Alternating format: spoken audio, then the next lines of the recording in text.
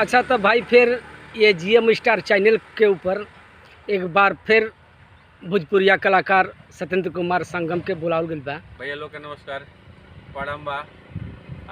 हमने के ई वीडियो अगर अच्छा लगी तो रउआ सब पहले सब्सक्राइब करब। सब ललका बहुत जौन बा लिखल बा सब्सक्राइब, ओके सब्सक्राइब करे बा।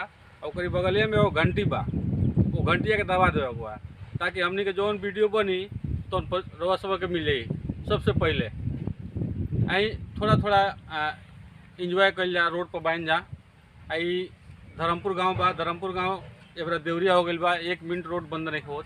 यही रोडे पर वीडियो बनता का कहे बा। हमारे बारे में तो इनका मलिकाइन वाली इनकी मलिकाइन में रोजना पटत नहीं थे। हम पूछनी यार कि यार तनी बात करवावा अपनी मलिकाइन से, तब बात करी तो उनका मलिकाइन का कहत अली गमरा सौले बतौली हाँ कि झगड़ा काहे खातिर होता।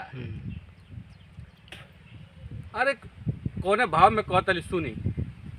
अरे तोहरा पर आजी ना ए बलमुजी, तोहरा पर आजी ना हो, तोहरा पर आजी ना ए बलमुआ, तोहरा पर आजी ना कि हमके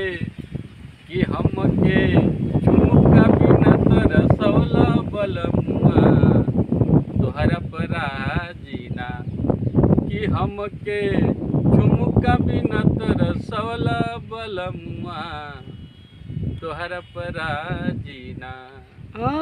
तोहरा पे राजी ना रे बलमुआ, तोहरा पे राजी ना कि हमके झुमका बिना तरसौला बलमुआ, तोहरा से राजी ना बलमुआ, तोहरा से राजी ना बलमुआ, तोहरा से राजी ना।